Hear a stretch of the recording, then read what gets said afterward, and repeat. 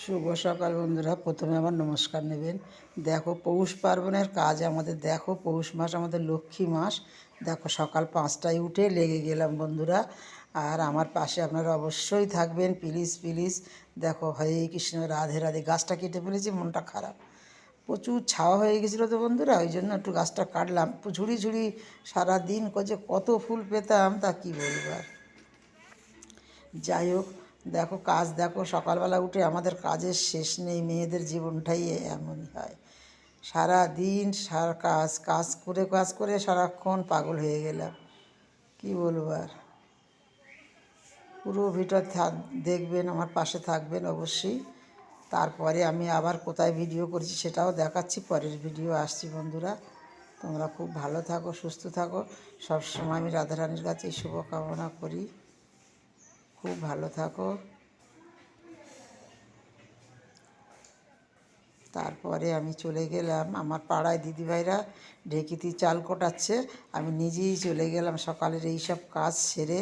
এত মন শত কাজের মধ্যেও তোমাদের সাথে দেখা করতে চলে আসি।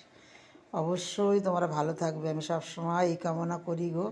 দেখো কত সুন্দর আমার পাশের বাড়ি, একদম এত ভালোবাসে এরা। মানে আমি তো গ্রাম থেকে চলে এসেছি, একদম পাশাপাশি বাস করি তো। এই যে সন্ধ্যা দিদি, প্রজাপতি দিদি, ভারতী দিদি, খুব সুন্দর এরা, ভীষণ ভালোবাসার, খুব ভালো মানুষ।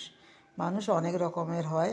এই ঢেঁকিতে চাল কোটার পিঠে এত সুস্বাদু হয়, আর কত রকমের পিঠে না। পৌষ মাসে নলের গুড় দিয়ে রোদ্দুরি, ঝলমলে রোদ্দুরি বসে পিঠে খাওয়া যে কী আনন্দ, এর থেকে আনন্দ আর কিছু নেই। এই আমাদের জীবন, মানে সারাক্ষণ কাজ খাওয়া। দেখো বন্ধুরা, সকাল থেকে উঠে থেকে মানে চিন্তা ভাবনা করো কতবার আমরা খাই, মানে খাওয়া নিয়ে ব্যস্ত, কাজ নিয়ে ব্যস্ত। এই সংসারের জীবন এইভাবেই চলে যায়। হরে কৃষ্ণ, রাধা রানীর কৃপায়। প্রতি বছর এই দিদিভাইরা কত কষ্ট করে বলো, ঢেঁকিতে চাল কোটা খুব কষ্ট, খুব কষ্ট। কোমর পা যন্ত্রণা করে, সবার কুটেও দেয়, আনন্দ পায়, নিজেরাও কাটে চাল। আর আমি তো চাল কুটতে, ওদের চাল কোটা দেখে আমি তো চা না থাকতেই পারলাম না, নিজেই চলে গেলাম। বলি দিদিভাই আমি একটু ঢেঁকিতে পা দিই, বলে আমিও কুটতে লেগে গেলাম ওদের সাথে। তা কেমন হয়েছে ভিডিওটা? যদি একটু ভালো হয়ে থাকে লাইক কমেন্ট করো, একটু সাবস্ক্রাইব আমার জন্য দয়া করে বাড়িও প্লিজ। কত কষ্ট হয়, ভিডিও করতে কষ্ট হয় বন্ধুরা, তাই জন্য তোমাদের দেখাবার জন্য চলে গেলাম। দেখো আমাদের গ্রামের পদ্ধতি, গ্রাম না এখন ঘটাপুকুর নিউ কলকাতা হয়ে গেছে। তা যাই হোক, তবু এদিকটা একটু গ্রাম গ্রাম আছে, আবার কলকাতাও আছে, সব রকম মিলিয়ে মিশিয়ে আমরা বাস করি।